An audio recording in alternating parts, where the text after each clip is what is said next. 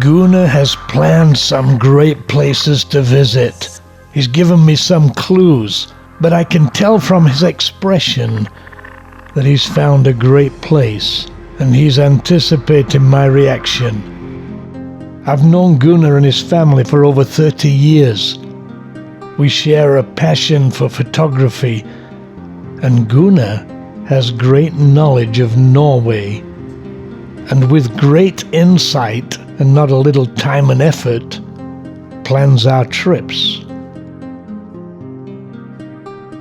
Our destination this time is the delightful town of Kalvåg on the island of Freyja, that we needed a ferry, a tunnel, and a few bridges to reach. In one of the most western parts of Norway, this former fishing village, sheltered from the wild North Sea, has become an intriguing, off-the-beaten-track destination that has become popular with both Norwegians and tourists. It has a large deer population, the largest in Norway.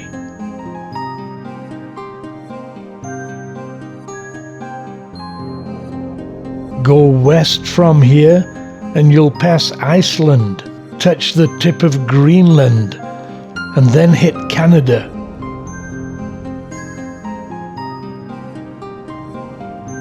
Soon Kalvåg is in sight, and the hotel in which we stayed tonight, the Knutholmen, was the winner of Best Adventure and Activities Historic Hotel in 2016 at the Historic Hotel of Europe Awards.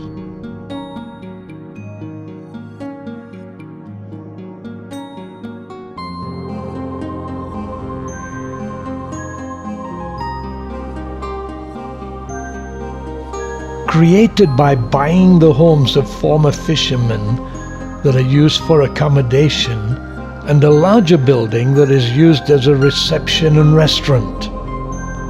It's an amazing place, excellent in every respect, at a comparatively reasonable price. Gunnar promised me a history lesson all about it. The name Kalvåg comes from Kala, which means to make cold or to freeze, and the Old Norse Vagur, meaning bay. In other words, a bay which freezes, something that still happens in the winter here sometimes. At midnight we drove over to our room, right on the harbour, and enjoyed a hot chocolate and a chat overlooking the village.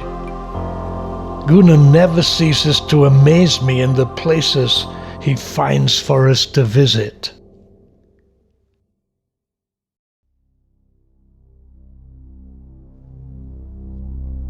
Next morning we awoke to a peaceful fishing village in a bay on the leeward side of this small island, with many other islands to the east.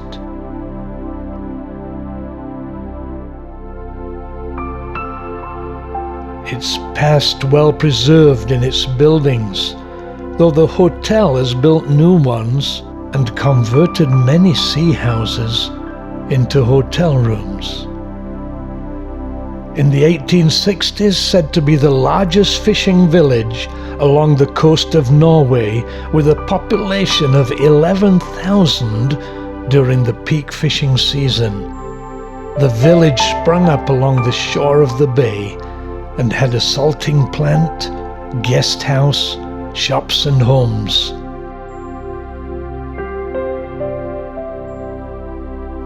The Bedehuset, or prayer house, reminding us not only of the Christian faith of the people, but also the dangers the fishermen had to face on a daily basis. A beautiful natural harbour, fishing was the staple in times past, before overfishing and pollution hit hard. but still the old wharfside warehouses and boathouses dot the shoreline. The pulleys used to hoist fish off the boats, still visible. It's time for a Norwegian breakfast. The reception and restaurant right in the middle of the harbour.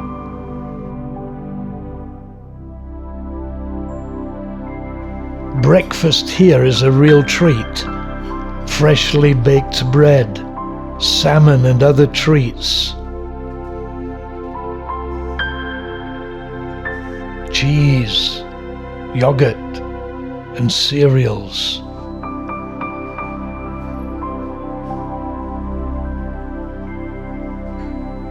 Cold cuts and salads, and even antiques to remind us of bygone days. So this has been an excellent breakfast in an excellent location. As you can see, we cleared up, all the while enjoying the view. The Knut Holmen is an excellent hotel and certainly has a maritime feel to it. Beautiful historic decor in keeping with its past. This is actually a mooring ring unmoved in centuries, and old photos show us how it looked in times past. Many maritime artifacts, even an old whaling harpoon gun. And upstairs, the pulley mechanism is still intact. Outside in the distance, our room, just a short walk away. I was most impressed by the business ethic of the hotel. They clearly put serving their clientele above profits. Everything was of highest standard, and I can't see anybody being disappointed after staying here. I, for one, am planning another visit. Strangely, the Prilastova, which means spanking house, is not a spanking house. The term had other meanings, and apparently this was just the security house on the steamship quay. We then met a delightful family with beautiful 10-month twins and had a chat. Looking back, I'm amazed that we only spent about 15 hours here. It was certainly a highlight of the trip, not really off the beaten track, as in raw nature, but like it was off the modern track, so to speak. It gave us a glimpse into bygone days, and as Gunnar and I chatted about it, we both agreed this is a great place to visit, and thoroughly deserved its title as Best Historic Hotel.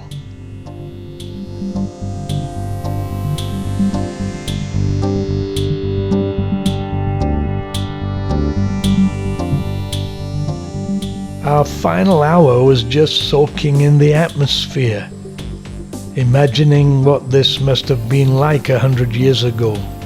No doubt, a hive of activity, as fishing boats returned with their catches, and boats from other places came in to sell their fish.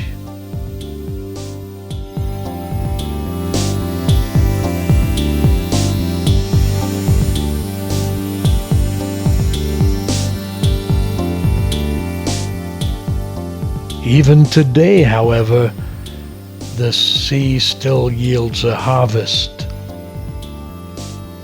Perhaps not as great as in times past, but still giving the visitor a taste of the sea.